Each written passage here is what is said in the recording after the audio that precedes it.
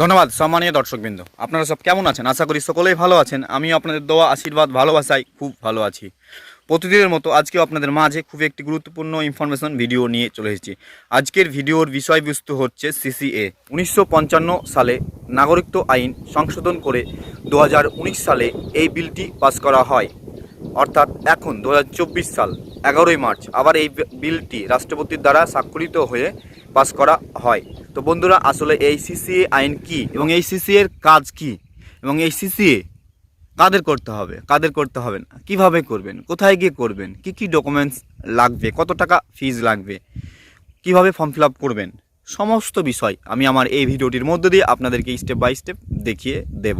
আপনি আমার এই ভিডিওটি কোন জেলা থেকে দেখছেন, কোন ধরনের ভিডিও প্রয়োজন, অবশ্যই কমেন্ট করে আপনার মতামত আমাকে জানাবেন। আমি সেই ধরনের ভিডিও দেওয়ার চেষ্টা করব। এবং যারা আগে থেকে আমার ইউটিউব চ্যানেল এবং ফেসবুক পেজকে সাবস্ক্রাইব এবং ফলো দিয়ে রেখেছেন তাদেরকে অসংখ্য অসংখ্য ধন্যবাদ। যারা করেননি যত তাড়াতাড়ি সম্ভব করে নেন এই ধরনের রিলেটেড ইনফরমেশন ভিডিও পেতে। তো বন্ধুরা, আর কথা বাড়িয়ে লাভ কি, চলুন ভিডিওটি শুরু করি। কাদের করতে হবে এইচসিসি এর form fill up? Bangladesh, Pakistan, আফগানিস্তানের ধর্মীয় সংখ্যালঘুরা অর্থাৎ হিন্দু, বৌদ্ধ, জৈন, শিখ, পার্সি, খ্রিস্টানরা যদি ধর্মীয় উৎপীড়নের কারণে ভারতে আশ্রয় নিতে চান সেক্ষেত্রে তাদের নাগরিকত্ব দেবে ভারত। কারা কারা আবেদন করবেন? 2014 সালে 31শে ডিসেম্বরের আগে আশ্রয় চেয়েছেন এবং ভারতে 5 বছর বসবাস করেছেন তারা এদেশে নাগরিকত্বের জন্য আবেদন করতে পারবেন।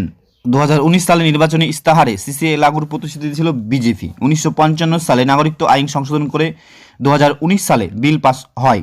ওই বছরই 12 ডিসেম্বরে রাষ্ট্রপতির সম্মতির পর আইনে পরিণত হয় সিসিএ। যা নিয়ে তোলপাড় হয়ে গিয়েছে গোটা দেশ। দিল্লি সহ অন্যান্য শহরে সিসি বিরোধীদের পথে নামেন সাধারণ মানুষ সহ রাজনৈতিক দলগুলো।